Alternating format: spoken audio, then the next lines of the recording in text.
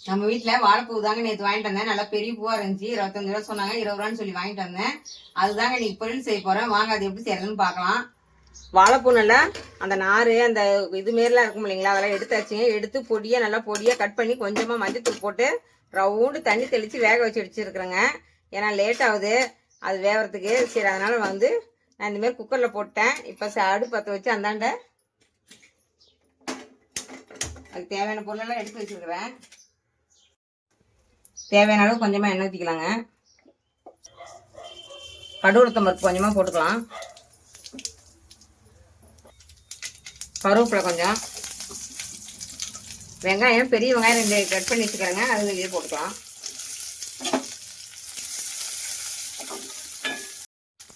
வெங்காயம் வணங்குறதுக்கு கொஞ்சமா உப்பு போட்டுக்கலாங்க.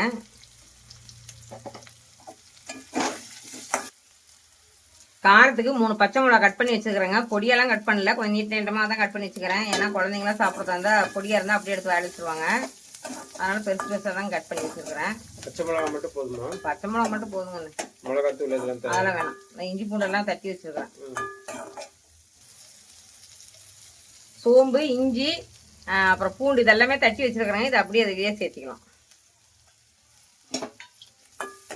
நல்லா வாசமாக இருக்குன்னு வச்சுக்கிங்களேன் வாழைப்பூவு.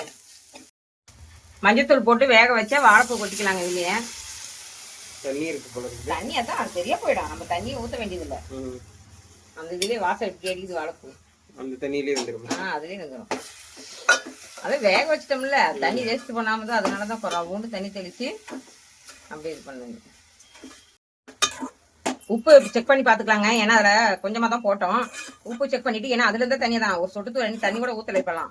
ஏன்னா அந்த வாழைப்பூல அப்படியே தண்ணி இருக்கும். நம்ம தண்ணி தெளிச்சு தான் வச்சேன், இருந்தாலும் அதில் தண்ணி இருக்கும் பாருங்க. அந்த தண்ணி அப்படியே சுண்டுட்டுங்க. தண்ணி வேஸ்ட் பண்ணக்கூடாது. இதில் தான் சத்து. இது அப்படியே தண்ணி அப்படியே 5 நிமிஷம் சுண்டுட்டுங்க. அப்படியே ஒரு இது தட்டு போட்டு மூடி வச்சிடலாம். தண்ணி நல்லா சுண்டிடுச்சிங்க. கொஞ்சம் தேங்காய் பூ திருவி வச்சுக்கிறேன், அது இதுலேயே போட்டுக்கலாம்.